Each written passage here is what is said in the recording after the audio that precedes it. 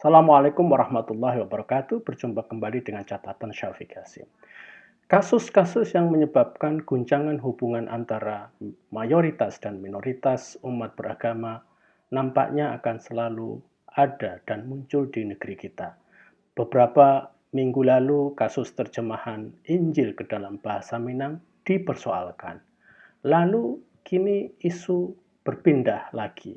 Lagu-lagu anak-anak yang diduga sebagai upaya sistematis untuk menjauhkan Islam dari Indonesia. Meskipun untuk kasus terakhir ini Ustadz Zainal sudah meminta maaf atas ketidaktahuannya, namun cara berpikir konspiratif yang menyatakan minoritas akan menghabisi mayoritas akan terus dan selalu muncul.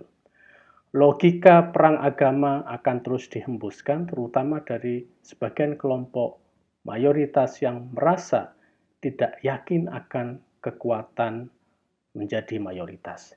Di Indonesia, kelompok Kristen akan selalu menjadi sasaran tembaknya, karena kelompok Kristen dianggap sebagai kelompok agama yang menurut mereka memiliki potensi yang membahayakan akan mayoritas. Bukan hanya demikian, Kristen dianggap memiliki dukungan dari dunia barat yang liberal dan sekuler yang menyebabkan Kristen menjadi objek kecurigaan kelompok mayoritas. Kalau terjadi cara konspiratif dan kecurigaan yang terus-menerus seperti ini, siapa sebenarnya yang harus bertanggung jawab atas hal ini semua? Menurut saya, tanggung jawab berada di tangan kelompok mayoritas utamanya.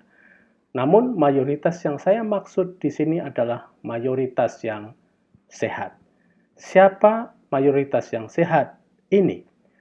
Mayoritas yang sehat adalah mayoritas yang mampu bersikap jernih dan adil, serta bisa menjelaskan kepada kelompok mayoritas yang lain bahwa cara berpikir konspiratif dan penuh curiga sebenarnya tidak akan membuat baik negara maupun agama mayoritas ini.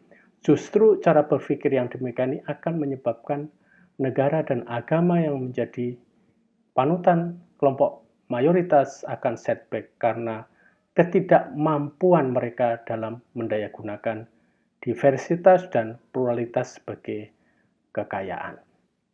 Penjelasan-penjelasan seperti ini harus dilakukan oleh kelompok mayoritas yang sehat ini karena dalam konteks kita, penjelasan apapun dari kelompok minoritas akan dianggap sebagai pembelaan dan kemungkinan tidak akan diterima oleh kelompok mayoritas. Banyak hal yang menyebabkan ini semua terjadi. Karenanya, disinilah sebenarnya letak pentingnya mengapa kelompok mayoritas yang sehat ini perlu memberikan penjelasan kepada sesama kelompok mayoritas mereka sendiri yang masih dikuasai oleh cara berpikir sempit, konspiratif, dan penuh kecurigaan. Jika kelompok mayoritas yang sehat ini tidak memberikan penjelasan kepada sesama mereka, maka kecurigaan dan persangkaan akan jalan terus, berjalan kepada kelompok minoritas di atas.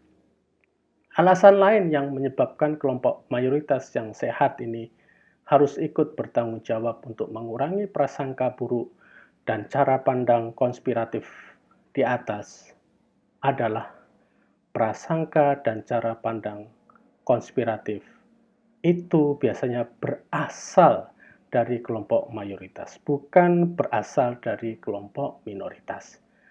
Sebagai mayoritas, kita harus memperkenalkan narasi-narasi kedekatan antara Islam dan kelompok minoritas. Ada 3 hal yang mungkin berguna untuk memberikan contoh betapa kedekatan antara Islam dan kelompok minoritas atau agama minoritas di Indonesia. Pertama, melalui jalan sejarah, di mana kita bisa menjelaskan bahwa secara historis antara Islam dan agama minoritas di Indonesia adalah sangat dekat. Kristen misalnya adalah bagian dari tradisi Abrahamik, sebagaimana Islam juga Penuturan sejarah yang baik akan bisa banyak membantu kita semua menjaga hubungan yang baik antara Islam dan agama-agama minoritas yang hidup di Indonesia. Kedua, melalui jalan teologis. Sebagai agama mayoritas di Indonesia, Islam dan masyarakatnya sesungguhnya banyak mengajarkan hal yang baik tentang bagaimana kita harus memperlakukan umat-umat agama lain sebagai manusia. Manusia harus dihargai dan dihormati sebagaimana mestinya.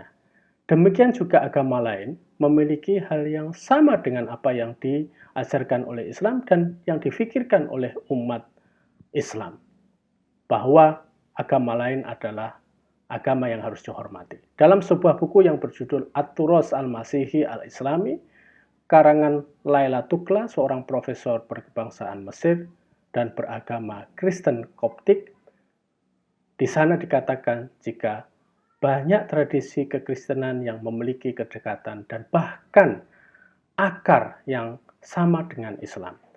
Tradisi itu meliputi konsep-konsep tentang ketuhanan, kenabian, tentang kebaikan, dan banyak hal lainnya. Karenanya buku yang dia tulis diberi judul di atas yang artinya tradisi kekristenan yang Islami.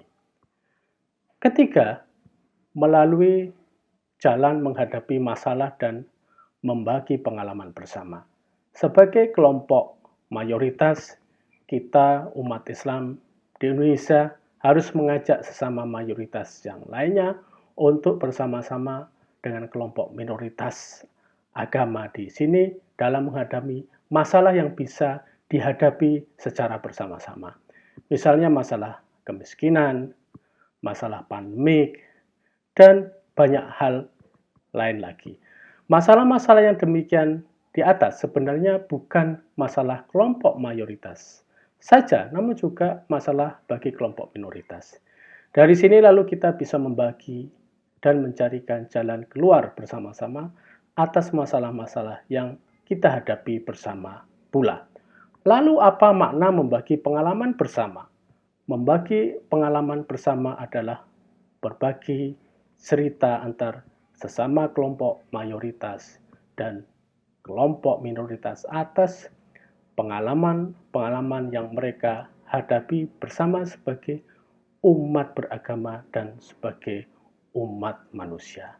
Pengalaman-pengalaman yang saling dibagikan di antara kelompok umat beragama ini tidak hanya pengalaman yang baik saja, namun juga pengalaman yang mungkin buruk. Hal ini perlu agar terjadi silang pembicaraan keagamaan yang berdasar pada realitas hidup yang kita hadapi bersama. Sebagai catatan, 3 jalan yang saya usulkan di atas akan bisa menjadi salah satu strategi untuk mengatasi hal-hal yang terjadi selama ini.